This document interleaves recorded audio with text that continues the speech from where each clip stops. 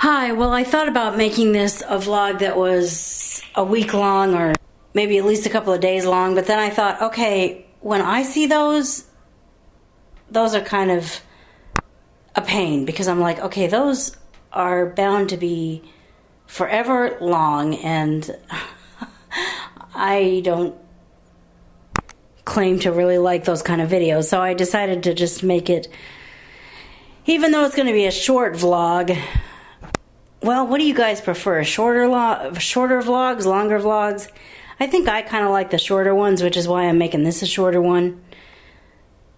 It's just today, Monday, even though half the stuff I recorded I decided not to put up there, but this is mostly me talking about my day and putting a couple of little things up. I think it was just a rainy Monday and I just was in a mood, but I went to my first job. It definitely wasn't the worst day I've ever had. I mean, I got done with the first job, came home, did get some sleep, because I try to nap if I can before my other job, because that's the one that I guess requires the most from me. Then, of course, I leave and grab and go and leave something at home that it really would have been nice if I would have taken that with me. Yeah, when I got home, I definitely was feeling the effects of not having it. But I got through the shift without it, and meanwhile, going to my first job was interesting today because I had been told that there were no rides available other than the ones that I would have to reserve with the door-to-door transit service. There are other ride services that are preferred to the door-to-door transit, but they cannot promise me that they will always have someone to give me a ride. And today, for example, they had told me that there were no rides available, so I went ahead and set the Lyft up. The Lyft is the door-to-door transit service that we have here. I ended up canceling 2 rides too late today because I guess this morning they realized at the last minute that they could squeeze me in. And then this afternoon, this afternoon I guess they had moved things around a little bit and made a ride back work for me, but no one followed up and called me to tell me. And so fast forward to late this afternoon, here I was with some downtime at work that I almost used to go back and get the thing that I left, but I would have had to use Uber to do that, and Uber was projecting a 4:30 something arrival, and I was like, no, I have to be back here ready to start working at 5. No, never gonna happen. So I had to not go through with that, and instead I called customer service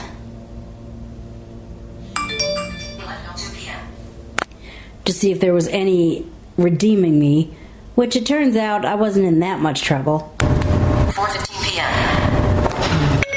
Call Lyft. Calling Lyft. TriMet Lyft customer service. This is. Hi, this is Ann. And my question is there anything I can do to get off the naughty list here?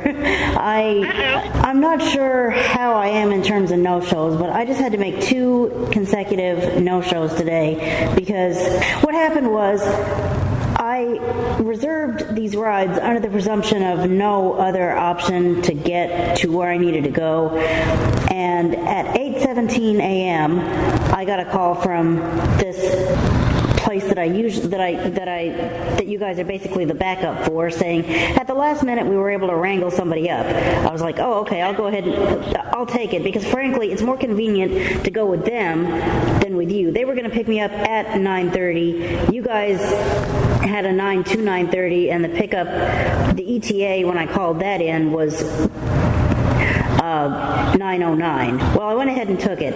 Then at 12 o'clock, my alternative ride shows up. They apparently had that figured out after they called and told me that they had nothing available, and no one actually went through with calling me after the fact and saying we can pick you up from there after all. Now I'm showing at least 2 bad marks against me, which even though they were the other people's quote fault unquote. Having a couple of late cancels, yeah, we're not a huge fan, but you would have to have more than 3 no-shows in a month for 3 months running. Oh, okay. To be in jeopardy. So you get a get out of jail free card every once in a while. Just don't make a habit out of it, and it shouldn't be a problem. Well, three months with over 3 is way beyond what I am right now. Right. Yeah, and then over the weekend, I was able to hire this driver. I wish I could just have him take me everywhere I need to go, but for financial reasons, that's just not an option. But he can at least take me home from work, which is great, because I get off at 9 o'clock, and then waiting around for a Lyft ride for a couple of reasons, but waiting around for a Lyft ride is just oh God. I was really glad to find this guy, and especially over the weekend when we started texting back and forth and established this schedule. And so today I texted him, said, are we on for tonight? Because I'd gone ahead and set the Lyft up anyway, because frankly he and I hadn't secured anything yet, and I mean, that's too long of a trip. It's approximately a 20-minute trip one way. I mean, that's too long of a trip and too late at night to be trying to get an Uber home. So I texted him, and he got back to me finally and said, yeah, we're on. And so I was able to actually cancel it the way we're supposed to. Hi, this is Ann, and I just secured another ride for tonight, so I'd like to cancel my ride from home. Okay, I have that ride canceled for you. Thank you. You're welcome. Bye. Now that is the way you're supposed to cancel a Lyft ride. The window is 8:50 to 9:20. You cancel it at 4:30, 4:36. Messages. And then I went up and started my shift and had the best work night yet, as far as I work at a call center, and it all kind of depends on, I mean, there's not an official quota, but obviously the idea is get as many positive responses as possible. And that's all I'm going to say, because I don't know how much I'm allowed to say about what we do or what we're trying to do. But I will say again, just because ever since I started this job, this has really meant a lot to me to put this out on my YouTube videos, because I think a lot of people don't realize this. When you get a cold call, a random call from, could be a telemarketer, could be what I am, a person asking for money on behalf of a certain entity, could be any number of things. You can say, you guys are such a pain in the ass. You can say, what do I have to do? You can say, what is it going to take to get you sons of witches to stop calling me? You can say, I wish you guys wouldn't call me. You could say, don't call me anymore. You could say, yeah, I'm not interested. Don't call me again. That's really not going to get us to fill out a do not call card on you. We need the magic words.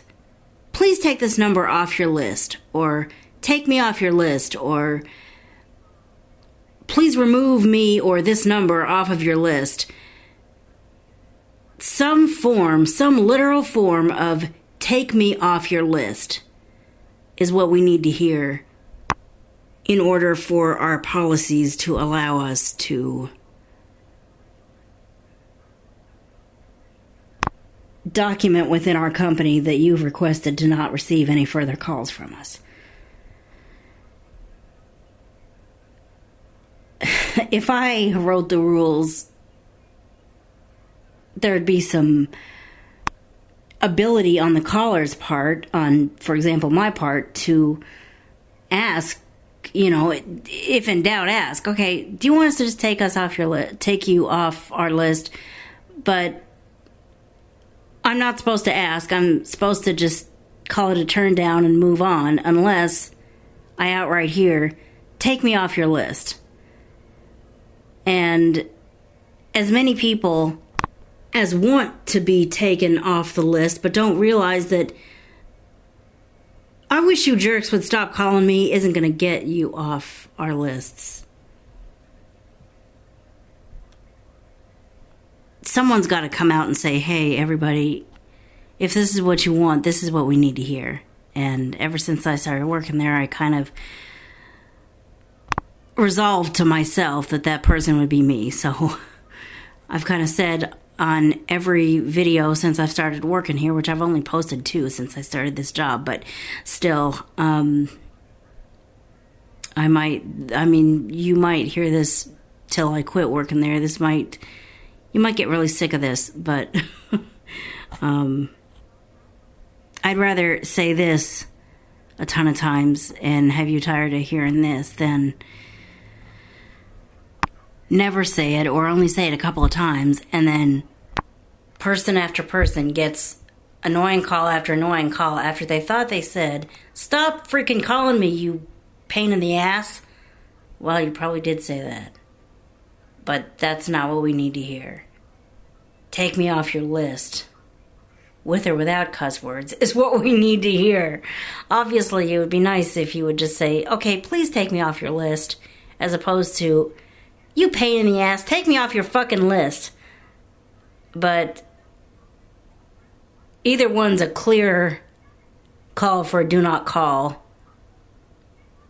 But subtle calls for a do not call, per company policies, don't facilitate a do not call. But for as many of those, we can also get people that say, not only am I going to hear you out, I'm going to go ahead and say that, yeah, what you're calling for, I'm going to go ahead and do it. And those are the calls that obviously my office likes, because that means we're helping the entity that we're making our calls for.